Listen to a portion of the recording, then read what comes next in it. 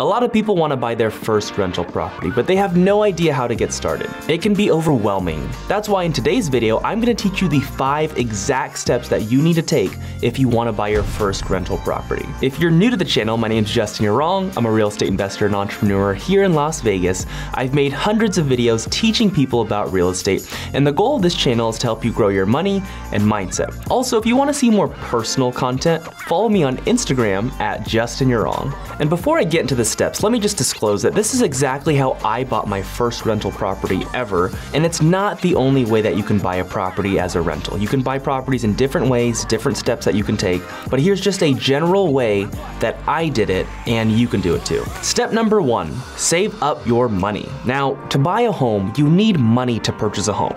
It doesn't necessarily need to be your money if you want to buy a home. You can use other people's money to purchase a home, but just for simplicity and for this example, you want to be able to save up some money for the down payment for whatever lender that you're planning to use. Whether you are planning to use a conventional lender or a hard money lender or any other type of lender, in order to buy a home, most lenders will require you to put down some type of money as a down payment. Now, the amount of money that you should have saved up completely depends on your market and what you're comfortable with. 3 years ago, when I bought my first rental property, I saved up $40,000 just working minimum wage jobs and personal training on the side. And for that first rental property, I ended up using $35,000 out of the $40,000 that I had in order to purchase the home and pay for closing costs and repairs and everything like that. I ended up buying that home for $180,000. I put 15% down as the down payment.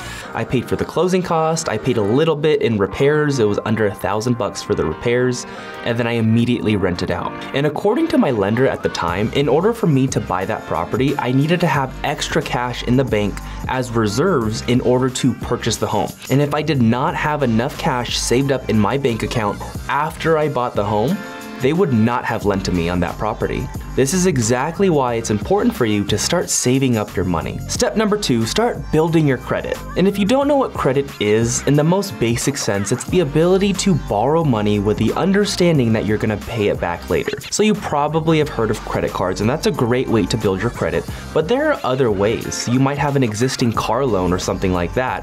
And if you have any other loans currently, make sure that you are paying them on time and the amount that you're supposed to pay. Because if you're not already paying your bills on time, you're putting yourself in a really bad position. And the reason why it is so important for you to start building your credit is because most lenders out there will look at your credit and they'll use it to qualify you for the loan. So if you have a bad credit score, a lender is going to look at that score and they're going to judge you based on that score. So that lender might start thinking, I don't want to lend to this person. They have a bad history of paying people back, so they don't know how to pay people back in full and on time. That's basically what your credit score shows, your ability to pay people back on time. And truth be told, you don't need a perfect credit score in order to qualify for these home loans. You just need a good enough score for the bank. And in all honesty, they're not that high for most requirements. And typically, not all the time, but typically the higher credit score that you do have, the better rates and the better terms that they're gonna offer you. And if you have absolutely no credit history at all and you wanna start building your credit score,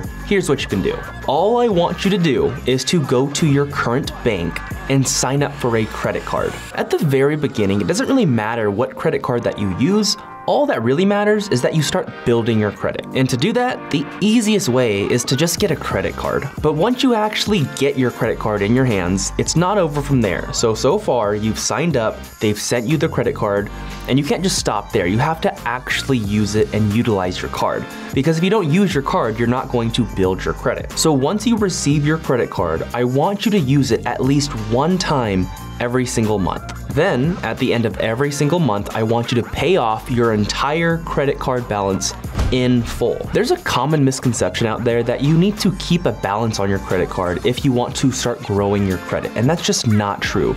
You can pay off your credit card in full every single month, and still grow your credit, which I highly recommend. Step number 3 is to get pre-approved. Getting pre-approved essentially means that you've gone to a lender, they've looked over your financial documents and your financial situation, and they approved you for a loan saying that you can afford a home up to a certain purchase price. If you are planning to look for homes to buy on the MLS, then it is essential that you get pre-approved.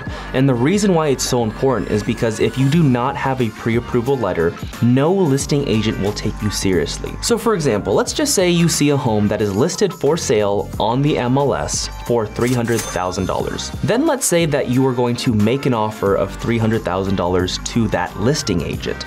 Well, if you don't have a pre-approval letter, they will not take you seriously because they don't know whether or not you can actually afford the home. But if you have the pre-approval letter, it's essentially telling the listing agent, hey, look, I actually have the funds and the capability to buy the home. If you don't have the pre-approval letter, you will not be taken seriously, at least on the MLS. Because I guarantee you, if a seller is determining whether they should accept a $300,000 offer with a pre-approval versus accepting a $300,000 offer with no pre-approval, they're going to choose the one with the pre-approval every single time. So if you find yourself in this step needing a pre-approval letter, I want you to reach out to any local lender that you might know and ask them to start the pre-approval process with you.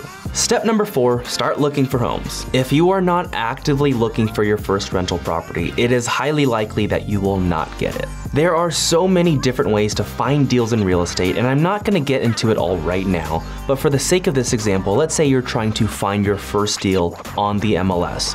The first step that you would take is to reach out to a realtor, and if you don't know any realtors, just start reaching out to family friends that might know realtors. Find one that you trust and like, and then tell them your criteria of what you are looking for.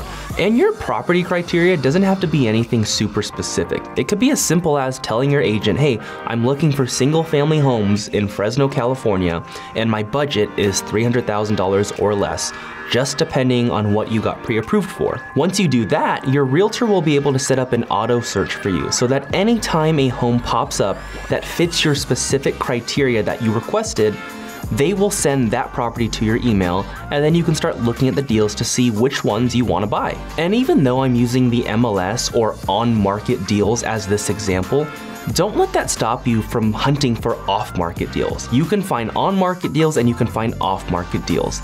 There's this huge misconception in the real estate investing world that you cannot find any deals on market and that you have to go off-market. Well, that's just plain wrong. You probably have heard this from other gurus out there who have found deals a certain way and have preached their way to their audience, saying that no other way works. Well, everything works. You can find deals in so many different ways on the MLS, off the MLS, cold calling, door knocking, anything else, like everything works. So even though I'm using the MLS as an example to find deals, don't let that stop you from trying other things. Step number 5, you have to analyze deals and make offers. If you want to buy your first rental property, you have to be able to, 1, make sure you can analyze deals and make sure you understand what a good deal looks like, and 2, you have to be able to make the offers on these homes. If you don't make offers, you will not get deals. If you're just starting out and you're trying to get your first deal, I would highly suggest for you to start analyzing deals consistently.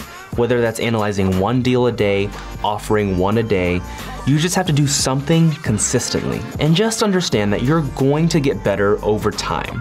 When I was just starting out, I analyzed one deal every single day for 6 months before I got my first deal. So I'd analyze a deal every single day and then I'd make offers as I analyzed these deals, and I bought my first home from the MLS. So if I could do it, you could do it too. Also, if you want help to grow your real estate business, whether you are brand new or if you're just starting out, DM me the word coach on Instagram at JustinYurong. Peace.